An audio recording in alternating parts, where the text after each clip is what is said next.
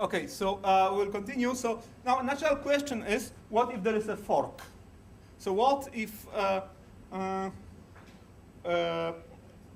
there's some disagreement about what is the current state of the blockchain? And why do I call it a fork? Because actually all the blockchains that are valid have to start with the genesis block, right? This is like if something doesn't start with the genesis block that Satoshi established back in 2009, then it's not a valid blockchain, which means that all blockchains that are like candidate blockchains, they have to originate from the same genesis block, which means that they simply fork at some place, right? So what if there is a fork? So if you have like two chains and they originate from the genesis block, but they fork at some place. Like which chain is the valid one? And for a moment, let's just say that it's the longest chain. Okay. So in reality, it's not that simple, because there is some attack on this. So there has to be a countermeasure against it. But for a moment, let's say that it's the longest chain that counts. So if we have a fork here, so we have until here it was these two chains were just one chain, and then we have two different chains. It's called a fork, and this chain is valid. Okay? So everybody should be counting this one as the valid chain, right? Yes. What if there is a fork and two chains in the same length? Yeah. So this is a good question. So so the original Bitcoin specification says if you saw two chains that are the same length, then mine on the first one you received. Okay. And then either you will be lucky and this will be the one that is extended or not. So it's sort of random, and then there is an argument, actually, it's related to this attack that I'm going to show you later, that shows that actually this is not a good recommendation. It's better to recommend people to mine on a random block, random chain. So if you have two chains of the same length, then randomly mine on one of them. But originally it was said mine on the first one you received. Okay? So I think the original motivation behind it was that they should actually also encourage people to propagate their blocks fast. Okay, so when I find a new block, I should propagate it as fast as I can to everybody.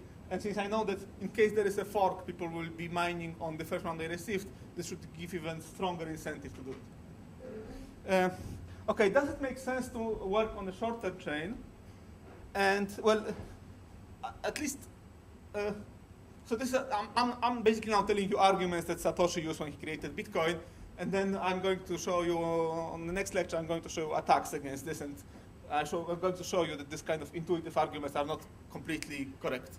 But for a moment, at least on the informal level, it makes sense what I'm going to tell you now. So it makes no sense to work on a shorter chain, because everybody is already working on a longer chain, right? So if I'm here, and I start to mine on the shorter chain, then even if I find extension here, then most likely these people will already be extending this one, right?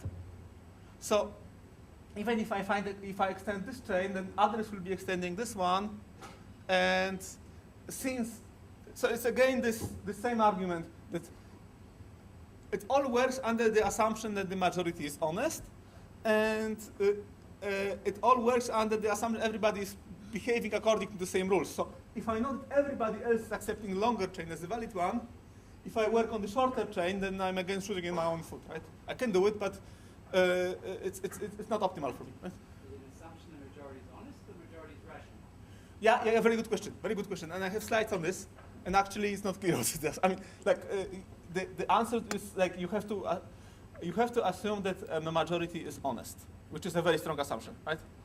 And Satoshi clearly didn't see a difference, which you spot it immediately. But Satoshi, as we can see also of his style of writing, he doesn't come from our community. He didn't see the difference. And yeah, there's like, so the way he says it, it sounds like he assumes the majority is rational. But in fact, if you look at it more carefully, you need to assume that the majority is fully honest. Yeah, so we assume the majority follows. For the moment, let's assume we make the strong assumption the majority always makes the always follows the protocol, even if it's against their own interest. So the difference is subtle, and if you didn't understand what I'm saying now, it doesn't matter because I'm going to tell you more about it later. Okay, so the consequence is that the system will quickly self-stabilize, right? At least that's the idea. That if you have a fork, then one branch will quickly die, right? Because even if you have like a fork when you have two of the same length, then sooner or later, just by random chance, one will be extended, and then everybody should jump on this longer one, right?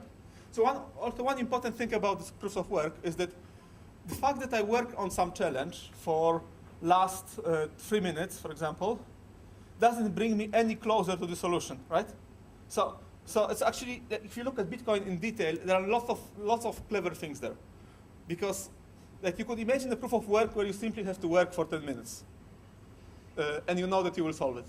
Bitcoin is not like this. In Bitcoin, if you work on something for 5 minutes, it still doesn't mean that you are any closer to the solution. You were unlucky for 5 minutes, which means that you have no reason to stay on the previous challenge. You just have to jump on the next challenge because you are not gaining anything by keeping to the old one. Okay? Yes?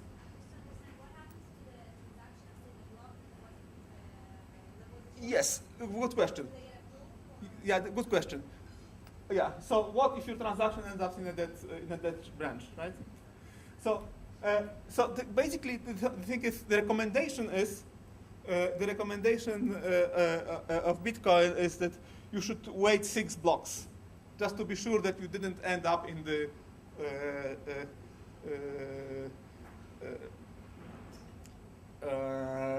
dead branch, right? 6 blocks means 1 hour. Okay?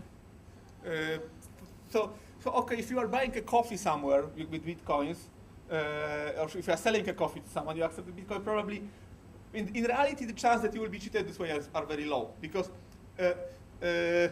so what you would need to do is someone would need to make a double spending, right? And hope that there will be a fork at this particular moment, and one miner will accept one transaction, another one, and this way you will double spend.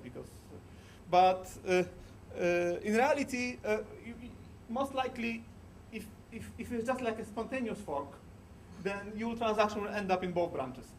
If not, then if you are buying something, if you are selling something more expensive, then you better wait for some time.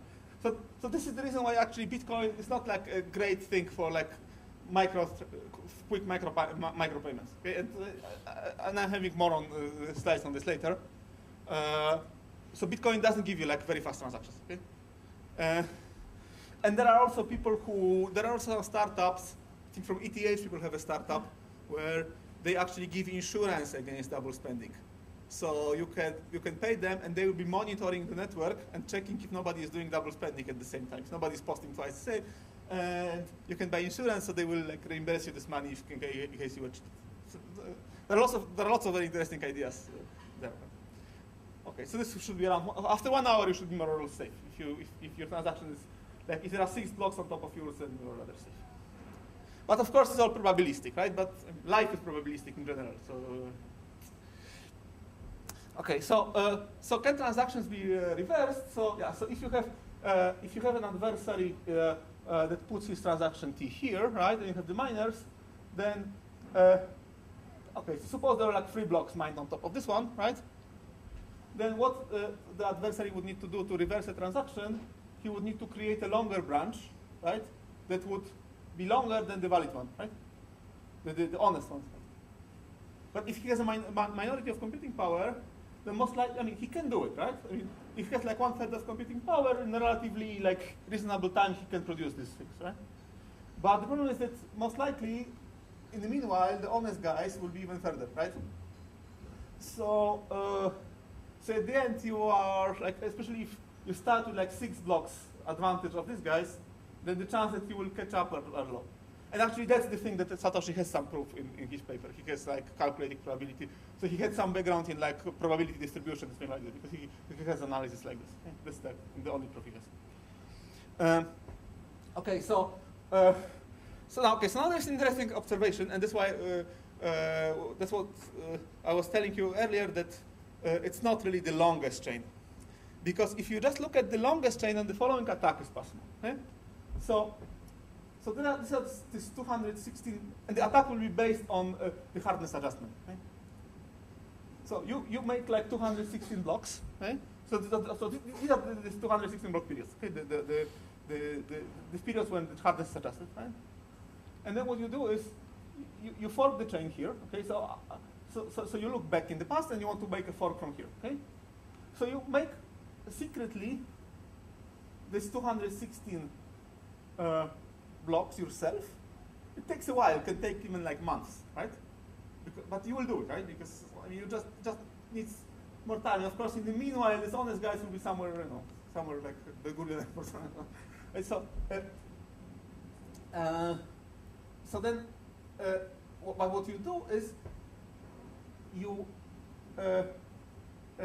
put fake timestamps which allow you to manipulate this the hardness. Okay. So what you can do is, since you are the guy who is producing all of them, you are putting timestamps there. Okay? So you can put timestamps as whichever timestamps you want, you can put there, right? So in particular, you can put like timestamps saying that it was like extremely hard to produce, like that it took like a year to produce every new block, right? As a result, the algorithm for adjusting the difficulty will simply, the formula that's there will say, then the difficulty has to be decreased because it took so much time, right? I'm kind of skipping a little detail here that there is like a bound on how much it can change, but I mean, this attack generalizes in this case. So this difficulty changes dramatically down. So this n becomes from 56 becomes maybe 10. Okay? So then it's extremely easy to produce a long chain, right? No, only for this chain, only for this malicious branch, right? But then I can produce this branch like arbitrarily long in like seconds, right? And I can also still put like fake timestamps saying that it's took a lot of time. And then you have a problem that eventually this guy will this blockchain will be much longer, right? How can it be longer because you have to? Because now it is very easy to produce it. It has to put very long timestamps. Yes. Yes, you have to put timestamps from the future. Okay, so one way to do it would be to say, okay, we have also to look at timestamps in the blockchain to say that they are not from the future. But then you can maybe, anyway, you somehow have to address this issue. And the way they address it in Bitcoin is they simply change the definition of the longest chain by looking not at the length, but at the total difficulty it took to produce the chain. Okay? So for every block, it is clear how much on average it takes, how much time on average it takes to produce it. There's 2 to the n, right? So you just look at the sum of these 2 to the n's, okay? And this is the total difficulty of a chain, okay? Which means that this attack doesn't help because, okay, you are going to have a long chain, but it's going to be extremely easy, right? It will have very low n, so this honest chain, although it's shorter, it will be better, okay? So this is like a little. I think it was like the first actually modification in Bitcoin that was done after Satoshi released it, because it was not like Satoshi was not aware of this problem. But I mean, this is a technicality, right? So the thing is, you should think about it as the longest chain counts, but you should keep in mind that strictly speaking, it's not like this. Precisely for this reason. Okay, so this is the strongest chain, or the heaviest chain, whatever you call it. The strength of each block is 2 to the n, and then you just look at the sum. So then the question is, okay, so why do people really do it, right? So why do people actually mine? Why do people spend so much money on higher hardware? And the short answer is they are paid in bitcoins for this. Okay? So you can earn bitcoins by doing all this proof of work. Okay? And we'll discuss it later. Well, for a moment, let's just say that it's really like, it's a business for many people. Okay, so people have these farms where they actually mine bitcoins. They do it in hardware. They also have to, so it costs them hardware and costs them electricity, but it's still profitable. One thing is that I think usually it's actually not profitable. So some people predict it's actually always will be a little bit like not profitable to mine. so your expected income will be lower than what you spend for hardware and electricity. The reason is that there are people who are actually willing to mine for even if their expected value is negative, and these are criminals. Okay, so some I don't understand the details of this because it's like a criminal, like like a legal thing. But for some criminals, it's actually good to have a source of money where the money is not. I mean, it's like completely unclear where the money came from. Right? So it's a kind of like a money laundering thing. Okay, so some criminals will be willing. And money laundering is always about losing money, right? Like with money laundering, you always lose a little bit, but you get like legal money out of it, right? So people say that always there will be criminals who will be mining for illegal purposes, and they will be accepting like negative revenue. So for honest people, it will not be worth to mine. That's like a like a gossip I heard, and not sure to which extent. Okay, so one important feature is. So suppose that for a moment, suppose that everybody behaves honestly, so everybody is good, and suppose we have a miner PI has a computing power which is like an alpha I fraction of the total. Okay, so suppose for example it's like 10% or something like this. Okay, then I will mine. Then on average he will mine like 10% of blocks. Okay, so if this is like a fraction of computing power in the system. Then on average, since your revenue depends on how many blocks you mined, your proportion of the revenue will be the same as your computing power. Okay? This is like kind of intuitive property of Bitcoin. Okay? So it's fair. Okay? So yes? I want to go back to your previous comments. So if the claim is that it's not going to be really profitable to mine, then why are non-criminals mining? Good question, right? So, Speculation over the Bitcoin value. yeah, speculation over the Bitcoin value, or they do it for fun, or actually some, I heard about cases of people mining where the electricity is for free, meaning they mine at the university, for example. You have these massive mining pools. Yeah, so. Why are they? So I think there was a period where it was profitable, okay? And maybe it's still profitable if you have like huge farms, okay? So basically what I tell you before is like, it's not really like, it's like some people's prediction about what will happen in general, okay? That it's like I haven't actually checked recently about if it's profitable or not. Okay? So it's more like a guess what will happen. Okay, okay, so intuitively, that's because everybody, like PI's chances of winning are proportional to the number of times you can compute hashes per second, right? Because like this is fair, right? I mean, the chances that you will solve are proportional to your computing power. Okay? So in particular, it shouldn't be the case that if you have like I have 10% and Benny has 10%, then we, for example, gain by making a coalition of 20%, right? So it shouldn't be like this, because then it would like lead to like people like ending up in like huge coalitions. Is it done in practice now that everybody who actually mines with hardware, the people that use regular computing, that they even in the game? I think they are not in the game, no. They don't even try. No, well, no, but I think there is maybe what I heard is that there is this malware, for example, that mines on your computer. Maybe it's still profitable because then you don't pay anything for like because you just attack someone's computer. But for in honest scenarios, no.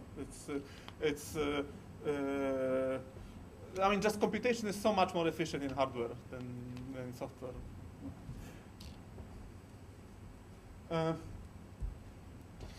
Okay, so what do I need to decide which blockchain is valid? So in theory, I need only to know the initial rules of the game, right? And this block B0, okay? And then from the set of all candidate chains, I choose the one that verifies correctly. So all the rules were satisfied there, and it's the strongest or the longest or whatever you say. Okay, actually, this, as I told you, it's actually quite a lot of work to do it. Most of people don't do it. So the blockchain size is 10 gigabytes currently around. And yeah, so, but officially, if you really want, you can download the whole blockchain and verify it yourself. It will take, like on your machine, it will take, I think, like a day or something, like on typical PC to verify it. But you can do it, right? So here you can actually see why it's important that these proof of works are verified efficiently, right? Because you need to verify these things very quickly, right? And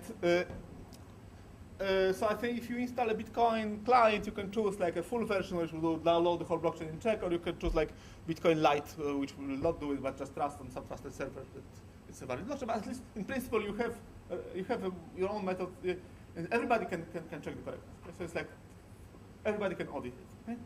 And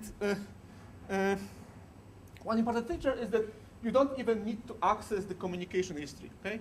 So I don't need to be in the system. I can join now, like each of you can go today and check, and each of you can check what is the right blockchain without listening to the blockchain to the communication, right, for too long. Right? So it's like it's open to everybody, to every newcomer. Okay? I mean, this is important somehow because like there are other currencies that don't have this feature, like based on other things than proof of work, like proof of stake and the proof of space. They don't have this feature, so they have this feature that you need to kind of have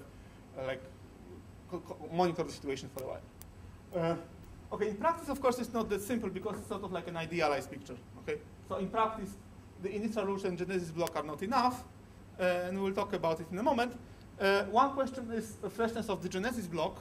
So why so this is Satoshi's promise, that he promised us that he didn't know the Genesis block because before Bitcoin was launched. So that the Genesis block was fresh at the moment when it was launched.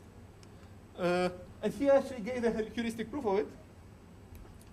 And the heuristic proof was that the Genesis block 0 contained a hash of a front page of London Times. Like an article, like the title of an article. Okay? So there was something about economics. So it's kind of like a heuristic proof that this was like a nonce that was unknown to him before. Okay? Of course, it's not very like scientific, but for this purpose, it's good enough. But then you can try to think if you can generate the Genesis block in some trusted way, and I had a paper with my student about it. But it's not so important. So why is it important? Why is it important that the freshness? Why is the freshness of the block important, like the Genesis block? Why do we need to trust Satoshi that he didn't know the Genesis block in 1980, for example? There's a very long chain. Yes, exactly. He could pre-mine, right? So he could, well. This is like a theoretical threat today, right? Because like it's like certain that he didn't do it, right? But at least in principle he could do like this: that in 1980 he started secretly to mine, right? And then he publishes this Genesis block in 2009. Honest people mine on it, and they have more computing power than him, but they have less time, right? So. Still after 1 year, their chain is weaker than chain of Satoshi because he was just mining from 1980, right? So of course it's and then in 2010 he publishes his secret chain. It's longer than the official one, and as I told you, like the rules officially are that you just look at what's the longest chain.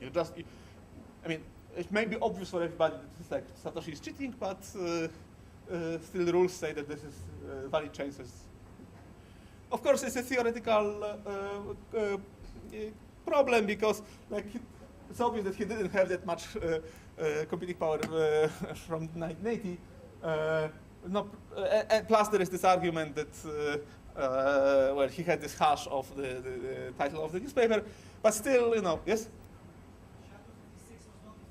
Yeah. Okay. Yes. That's a good comment. Yes.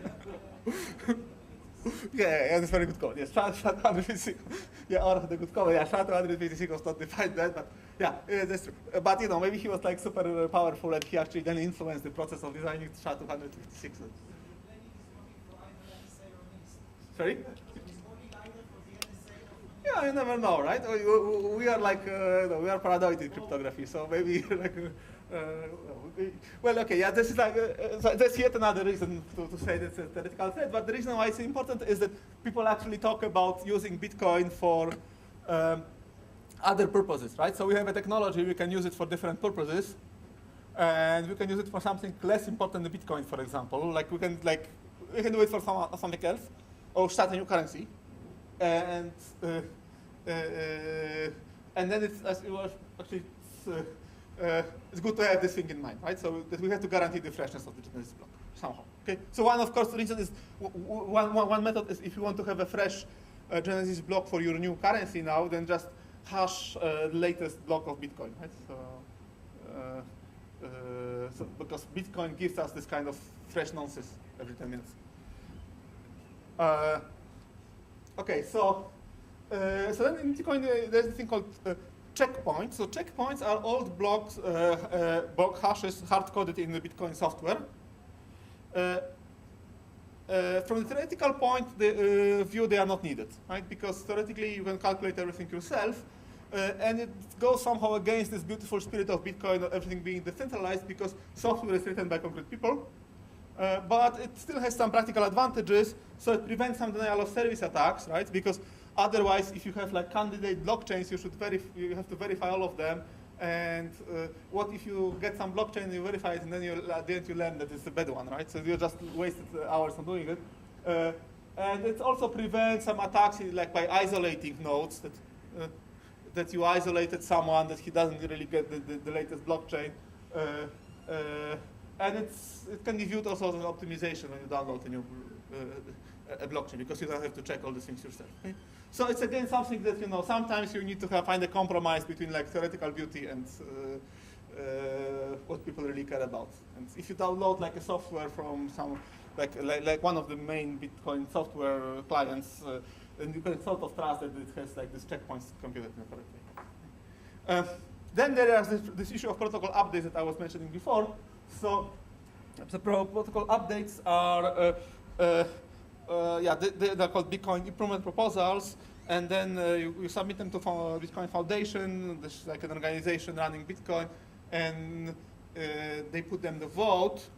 Only miners vote, and the votes are included in the mined blocks. So what you do is you say so you have this nonce in the block, right? The value is random. So you can say, okay, if your nonce starts with 0, you vote no. If your nonce starts with 1, you vote yes. Okay? Or something like this. Maybe you add some redundancy to make sure that someone is aware that he's voting and things like this, right? And currently, it's 75% approval is needed over some period of time. Okay? So they have a voting mechanism is that, yeah, and again, like 75% of blocks means 75% of computing power, okay, over a longer period. So this is, well, it somehow makes sense, right? Because it means that if you, well, if 75% is dishonest, if they want to approve like Bitcoin improvement proposal that will make the currency collapse, then they can make the currency collapse anyway, right? Because they anyway control the majority, right? So it's sort of safe, right? But again, it's sort of like not really fully decentralized, right? Because someone is running this voting process. Okay, so how are the users identified? Are there any questions here? Okay, so this is pretty straightforward to people who know crypto. So the simplest way is to use digital signature schemes. So this is kind of like an analog to handwritten signatures, right? So we have signatures in real life where we sign documents, and digital signature schemes are signatures that are like digital analogs of this. So if you have handwritten signatures, so this slide is mostly for people who don't come from like crypto community. So this is like a Polish ID. So you have like someone has his ID, and like here there's a signature, and he signs the document, he puts his signature, and everybody can verify the signature looking at the ID and the message, right? So we will have something similar in the digital world where you have like, so instead of ID you have something called public key, right? It's like a string of bits. Then to sign a document, you produce some string of bits, it's called digital signature, and this signature is computed using something called private key. Okay, so everybody has a private key and a public key. Public key is something public that you can announce. Private key is like a matching secret to this public key. When you sign using this private key. Okay? So you have your private key, you sign. So you take private key message and you produce a signature. And everybody can verify the signature by looking at the public key and the message. Okay? So, well, this is like, these are like details I'm going to tell you in a moment, but yeah, in general, if you want to send some money to someone, you send it to his public key. Okay? And if you want to spend, you have to sign with your secret key that is matching this public key. Okay? So the important thing is that you have private and public key. Okay? Private key and public key are matching, meaning that if you sign something with the private key, then everybody who knows the public can verify that it's you who signed it. And of course, you have to keep your private key private because otherwise everybody could sign in your name. Right?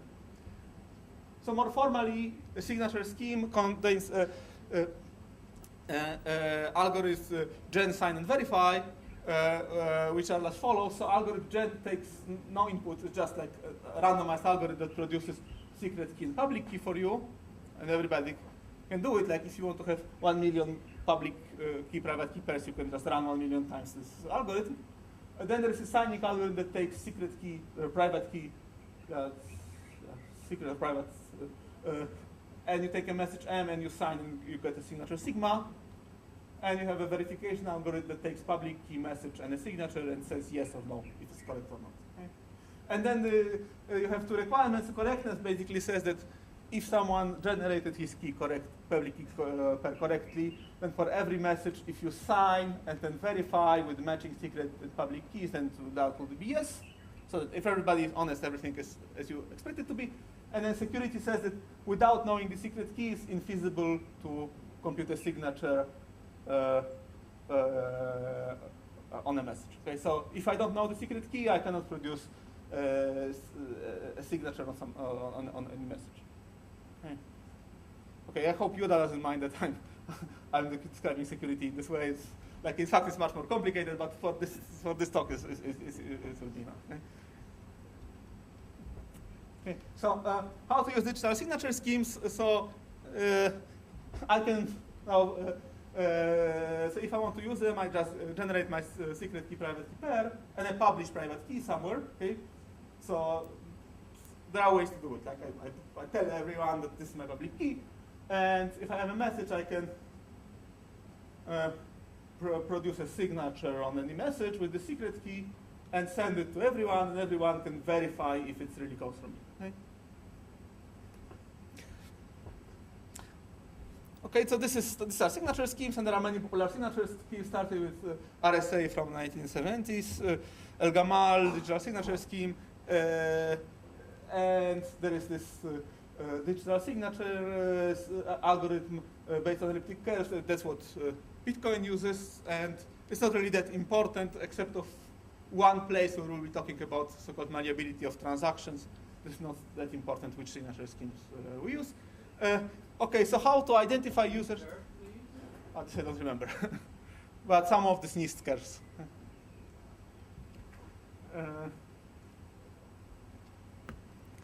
Okay, so how to use the digital signature schemes?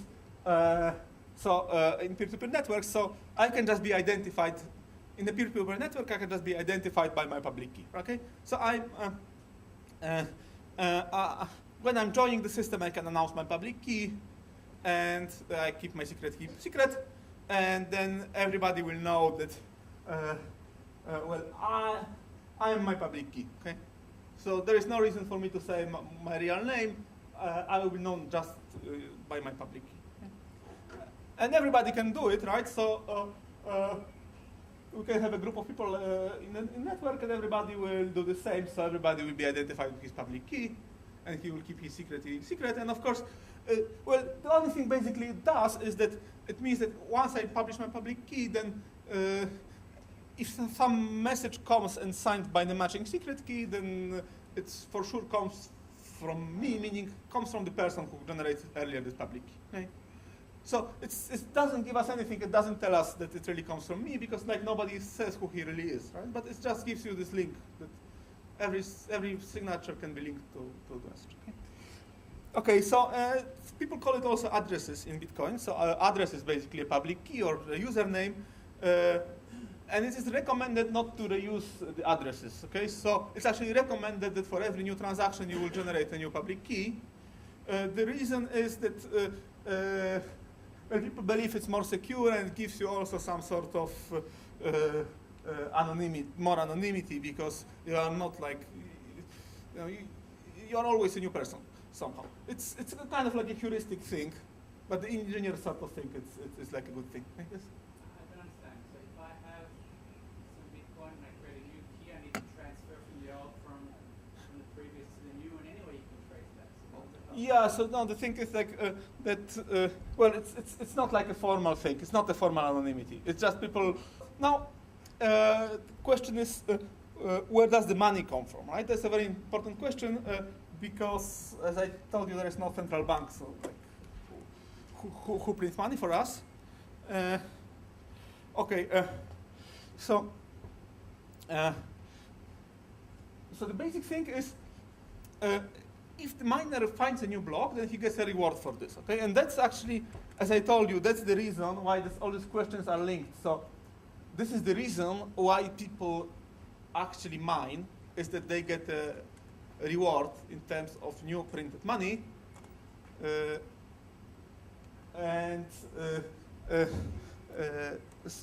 Yeah, so basically, so it's a system for printing money that is actually at the same time helping to maintain the whole system or financial system. It's fair, right? Because you are paid for your work.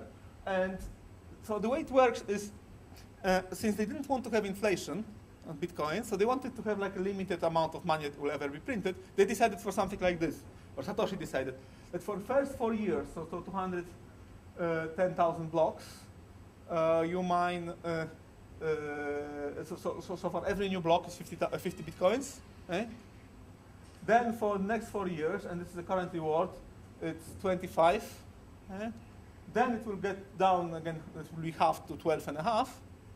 And this will actually happen soon, like next month or something, because current block is around 415,000 blocks. So, and if we arrive to 420,000, we will have.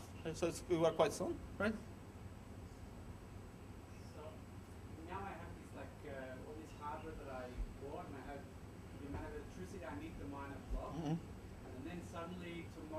Yes. I'm going to be getting half.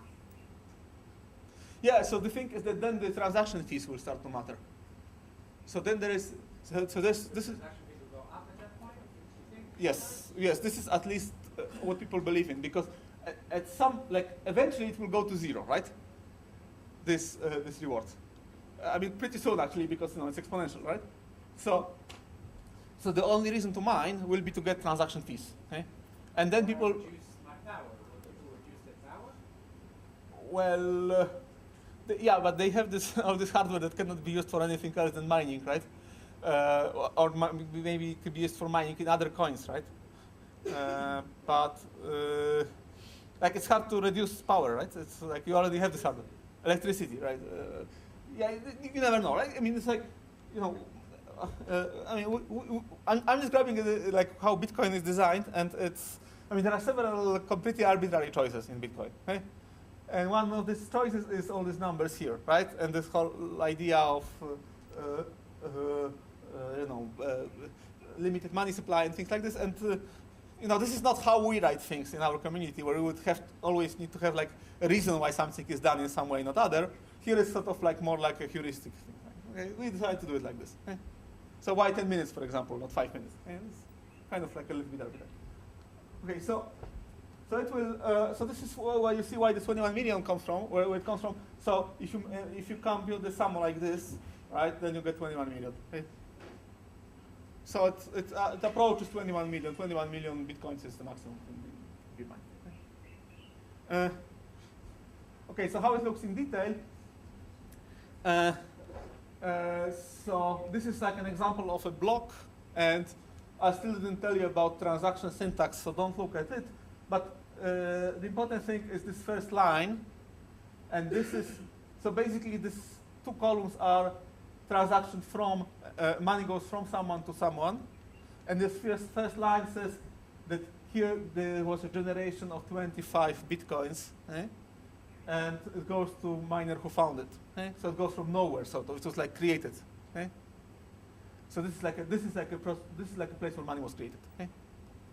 And then you have these transaction fees, which are currently very low, as you can see. So this miner who found this block, he got 25 bitcoins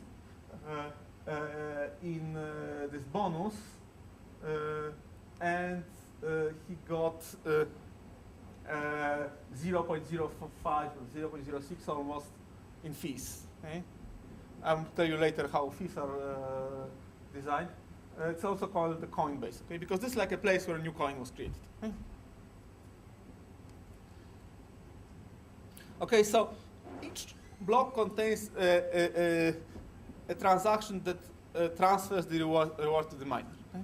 So this is the address of the miner, and since it's the miner who makes the block, right? If I'm the miner, it's me who is designing the block, then I will always put my own public key here, right? I mean, I could put whatever I want here, but it's my own interest to put my own public key here. So simply the miner who finds the block has the power to decide what public key he puts, and he always puts his own one. Okay, so every block contains this transaction. Advantages are that it's incentivized to be a miner, right? That's a very important thing. And it also makes the miners interested in broadcasting a new block as soon as possible, right? Because when I found a new block, I'm very happy because it's like, in the best days, it was like 25, so when Bitcoin was $1,000, it was $25,000 for finding a block, right? So it's like a lot of money. I'm very happy that I found it. And I just want everybody to, so my biggest fear now is that there will be a fork and this will die, okay? If my branch dies, then I don't get this because it's like, it becomes totally like, discarded. It's like, it's not counted anymore. Other transactions still have chance to enter another branch, but the Coinbase transaction will never enter the new branch because like someone else gets this money. Okay? So at least in theory, it should look like this, or seemingly it should work like this. That I should be interested now in going to everyone and say, look, like what a fantastic block I found. Like, please mine on this one, right? Yes. Sorry for the question. In the previous slide, so each row here is assigned. There's an assigned record. Yes. And the block is like a series of transactions. Yes. And this first line will contain transactions below it, something like no, that. this first line contains a transaction that simply transfers 25 fresh new bitcoins plus some little fees to this guy. Okay. It's a proof block or something. So you have to say which transactions are inside it, right? How do you know which transactions go inside that block?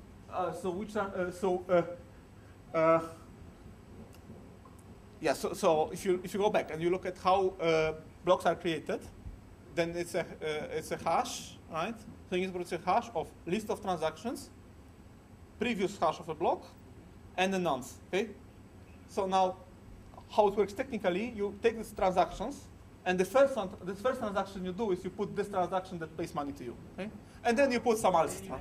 Yeah, then add some other ones, right? And you point, so in that transaction information, will say which transaction numbers are included in each, right? So you can know.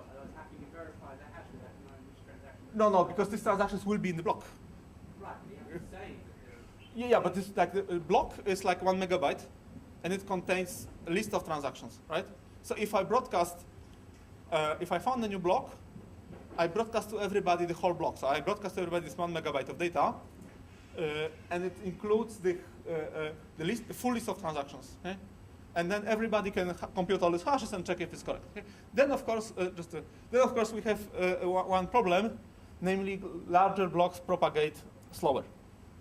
That's why some miners that are egoistic, they actually choose blocks. It's one of the problems. In Bitcoin, sometimes you see blocks without any transactions, just with the coin-based transaction, because the fees are so low that they believe that it's actually better to have a very short block, because in case of a fork, they will be faster. Okay? There are all these little problems there. Yes? What prevents me from giving myself more bitcoins in the first transaction? Yeah, this is a good question. So this would be simply an invalid block. Yeah, I'm like if I see a block, like I got a block from you, you produce a new block. So, okay, mine on it is my fresh new block. Look how nice it is. Then I run this check, and I check if everything is correct there. Okay. And if I see this guy pays 100 to himself, I say, no, come on. I'm not going to mine on it, okay? And even if I'm stupid enough and I mine, then next people will see, but this is mined in this chain, like 2 blocks earlier, there is a block that pays suddenly this 100. Then like, what kind of a chain it is? Go away with this, right? So then it's in my own interest to check if I'm actually mining on something correct. Then there are this, just jumping a little bit ahead, then there is this problem that people have this new currency called Ethereum where transactions can be much larger and can take more time to verify them. And then there is this game theoretic analysis from like 2 years ago where actually people argue that sometimes it may be rational for miners not to verify because it takes time to verify. So you better simply trust that it's correct, because if you assume that everybody is verifying, then it's this kind of game theoretic thing. Like if you believe that everybody is honest, then for you it's better to be dishonest. You know, these things. I'm not going to go into details. Yes. And another question: where do they put the timestamp? Yeah, so I didn't put it here. So this is put somewhere in the blockchain, in the block, and it has to be put before hashing, right? Yeah, but you don't know what's going to be the timestamp when you find the hash.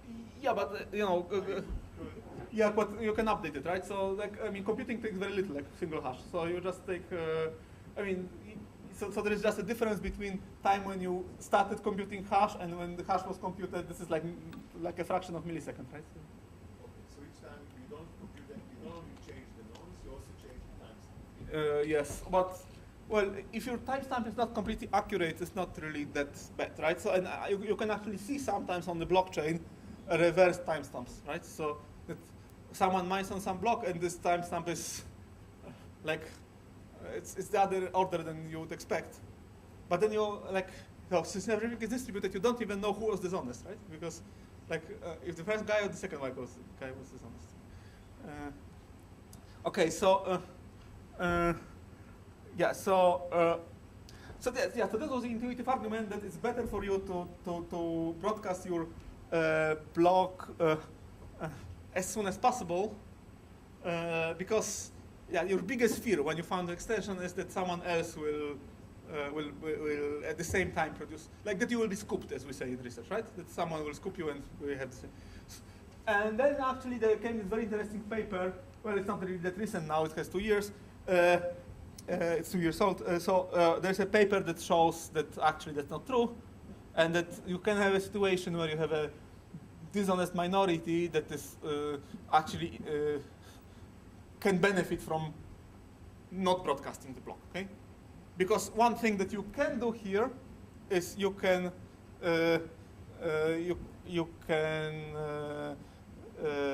try to mine yourself, right, and try to hope that you will get like an advantage of 2 blocks.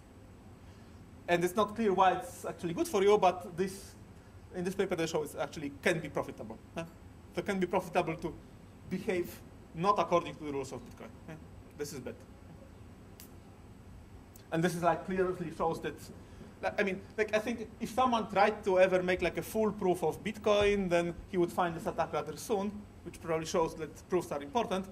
But Satoshi didn't feel this need of having any proof, so except of this calculation of probabilities. So he didn't see it, and this guy saw it. Okay, so what is the syntax of transactions? That's the last thing that we should say before coffee break.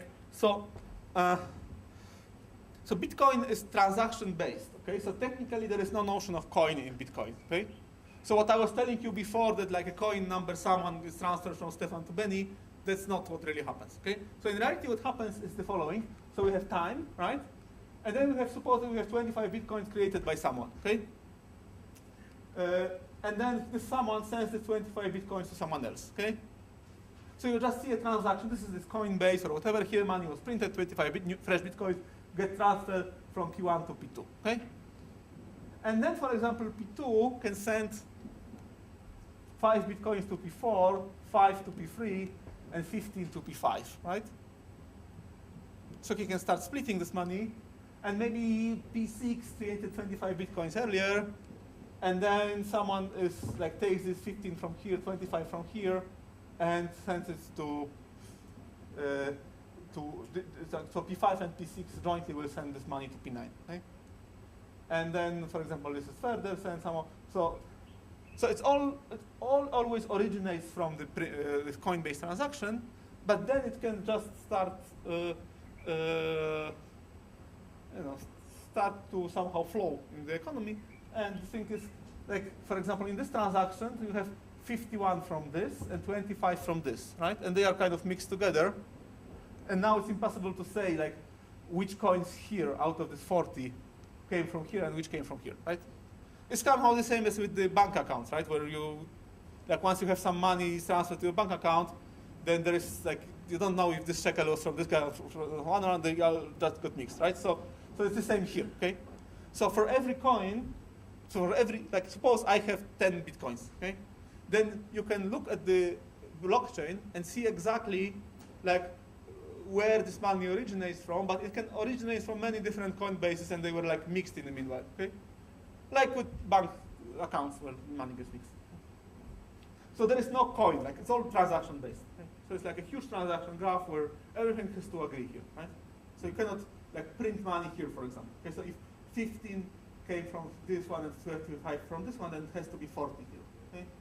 Minus transaction fees, but that's something that I'm ignoring for the moment. Okay. Yes? Yeah, to verify the amount of bitcoins I really have. I mean, I don't think the one I give the money has any interest to do so, since he gets the money. Yeah, so this transaction will not enter the blockchain.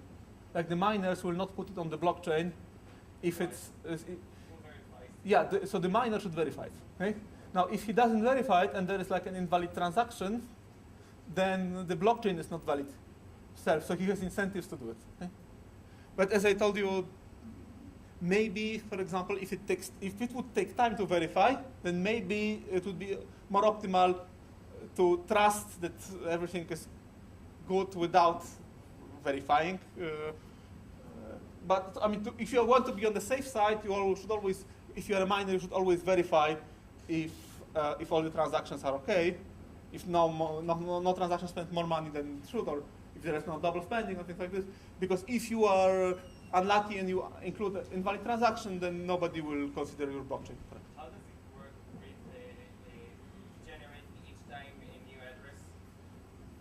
I mean, if I generate a new address, then I have 0 bitcoins. No, I can, like... Yeah, but this is like, this is not, so this is, yeah, this is, so in reality it doesn't work this way, because in reality you always transfer money to some public key, okay? And this public key was never announced before. Okay? So you can in particular transfer money to some public key where, like, nobody knows the secret key of, right? So what I told you before, I had the slide where people were announcing their public keys. In fact, that's not needed in Bitcoin. You never announce your public key. You just, like, when I will be transferring money to someone, I'll be transferring to his public key. And then maybe in 1 year, this someone whom I paid will take this, will transfer this money further, and then he has to sign with his secret key. But until then, we don't even know if this public key really is, like, a public key that was generated correctly. It's just a string of bits. That's a good question. Okay, so the transaction syntax would be like this. So if I want to send money, P1 sends 25 bitcoins and wants to send them to P2, then he will have, he will create a transaction. So there is a transaction T1, this is this Coinbase, where T1 creates 25 bitcoins in the mining process, okay? Then you have T2 will be a transaction, which says P1, right, because he owns the coins. P1 transfers 25 bitcoins from T1, okay, so it references to transaction T1, to P2, okay? So this is the money that goes to P2, and it needs a signature of P1, right? Because it's always the one who spends has to sign money, to sign transaction. P2 doesn't have to sign anything because P2 is just getting money. So, like we assume that everybody is accepting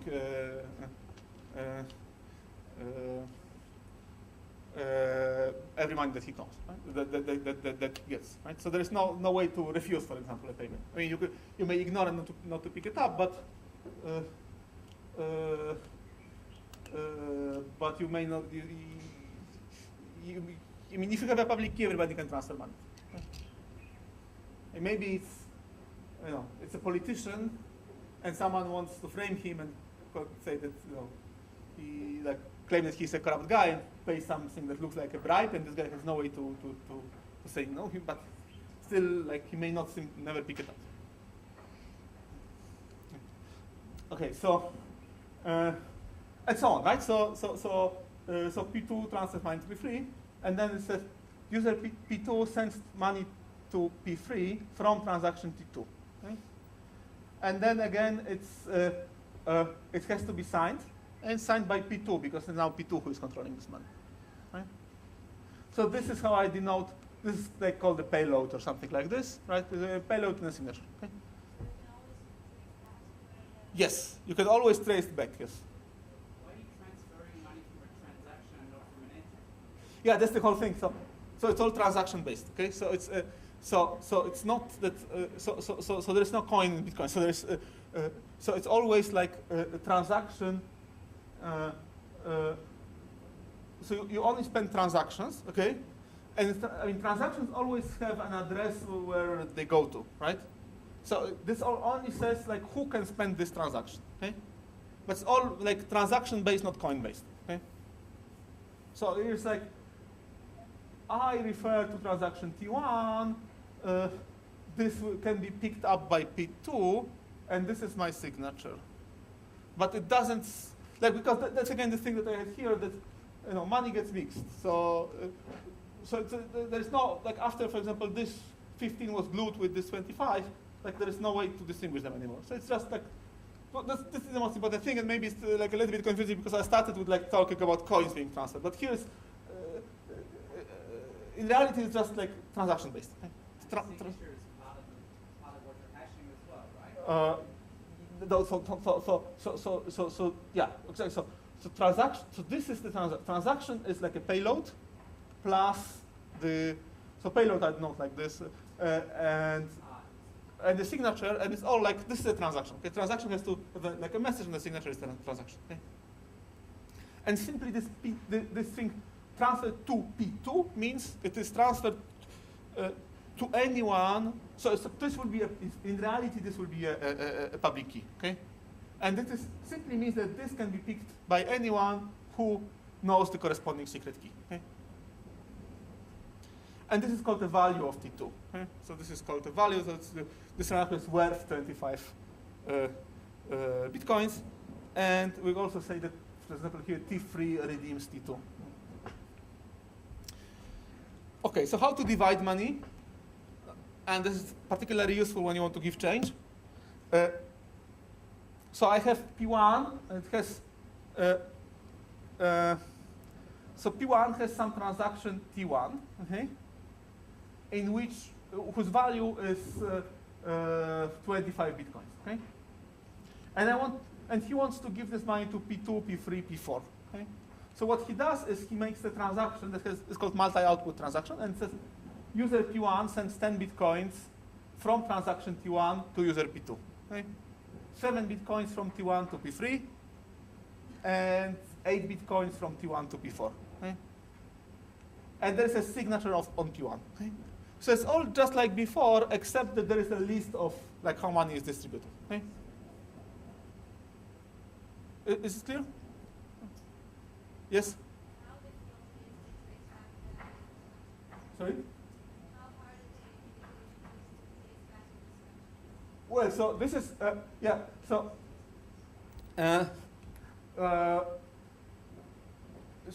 yes, so transactions are identified by their hashes, and I will tell you in a moment about this.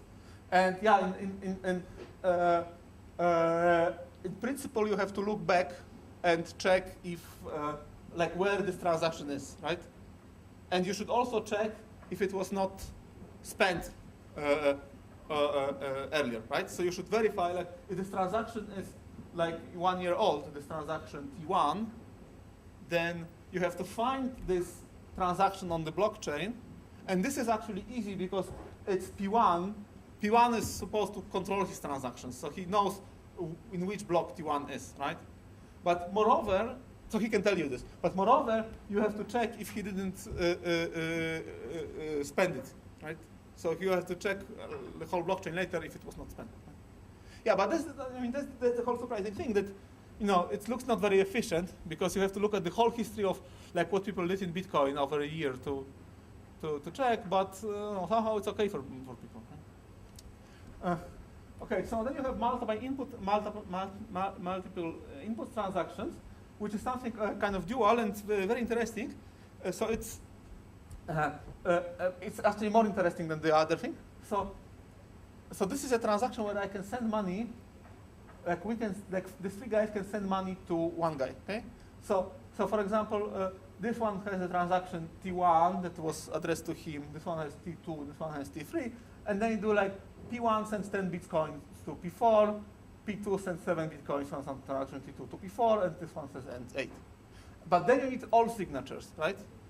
Because they all have to agree. Right? I cannot spend money in Benny's name. Okay? But the nice thing is that all signatures need to be valid.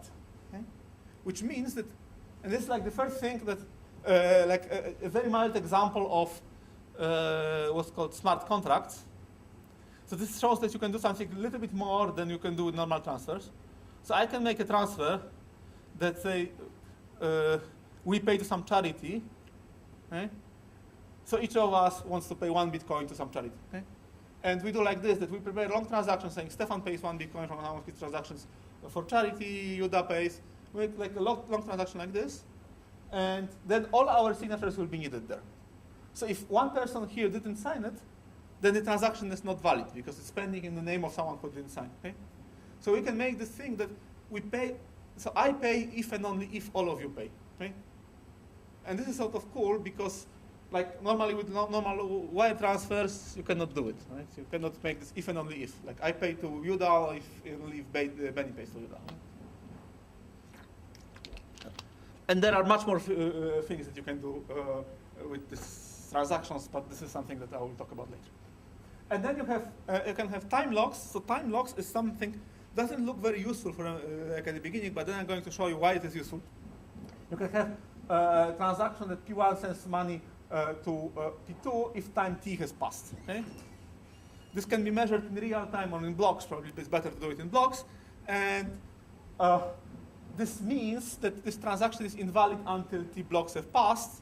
And in reality, I think most of the miners will not accept this transaction on the blockchain until time t has passed. Although I think officially in the specification it can be accepted earlier, it just has no meaning until this time. Okay?